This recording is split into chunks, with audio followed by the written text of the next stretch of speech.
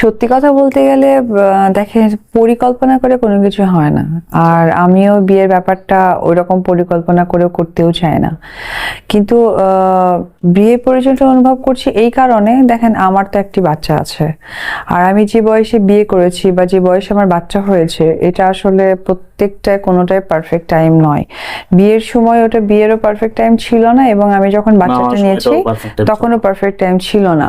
But তার মাঝখানে অনেক কিছু হয়তো বা আমার এলোমেলো বা ঝামেলা হয়ে গেছে। বাংলাদেশের প্রেক্ষাপটে একটা মেয়েকে খুব পজিটিভ এবং সম্মানের সাথে দেখতে হলে তাকে সেই সম্মানের জায়গাটা তৈরি করতে হয়। তো আমি যেহেতু এখন, যদি আমি একদমই আনম্যারিড মেয়ে থাকতাম তাহলে আমার সম্মানটা একরকম দেখাতো, বাট আমার যেহেতু একটি বেবি আছে, সেটা কিন্তু আরেকটি সম্মান দৃষ্টিকোণ দেখাচ্ছে।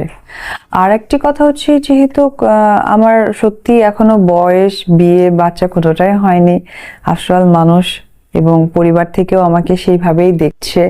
সবকিছু মিলেই আসলে ব্যাপারটা নিয়ে বাড়িতেও আলোচনা হচ্ছে, এবং আমিও সম্মতি কিছুটা পোষণ করেছি যে যদি আমি যেহেতু ম্যাচুরেট মেন্টালিটির, এরকম কোনো কিছু হলে, পজিটিভ দিক থেকে কোনো কিছু হলে, ওকে ফাইন। তার মানে আপনার নতুন বিয়েটা এবার পরিবার থেকেই হচ্ছে? হ্যাঁ, পারিবারিক ভাবে, বা এটা শিওর না কিন্তু ভাইয়া, এটা আসলে নিউজ অনেক সময় রস দিচ্ছে মানুষকে পড়ানোর জন্য। সেটা আমরা আপনার কাছে সেটাই শুনতে চাই যে বিয়ে নিয়ে আসলে আপনি বিয়ে অরিজিনাল এখন না, আজকেও না, কালকেও না, হয়তো বা কখন হবে আমি নিজেও জানি না, তবে পরিকল্পনা হচ্ছে, এই ব্যাপারে আমারও মত আছে। এটা হচ্ছে আসলে, মানে আপনি প্রয়োজনটা বোধ করেন যে এই মুহূর্তে একটা বিয়ে হলে আপনার মানে আমার একটা সেটেল লাইফ দরকার, দ্যাটস ইট। এখানে আমরা আরেকটা বিষয় আলোচনায় আনবো। আপনি একটু আগে বলছিলেন যে আপনার যখন আপনার বিয়ে হয় সেটা আপনার বিয়ের মানে পারফেক্ট টাইম ছিল না।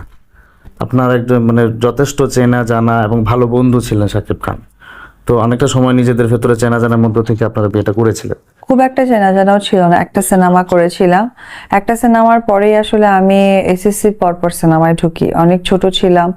আর সেই জায়গায় সো দর্শক, আজকের এই ভিডিওটি এই পর্যন্তই। যদি ভিডিওটি ভালো লেগে থাকে তাহলে ভিডিওতে একটি লাইক, একটি কমেন্ট আর অবশ্যই চ্যানেলটি সাবস্ক্রাইব করতে ভুলবেন না।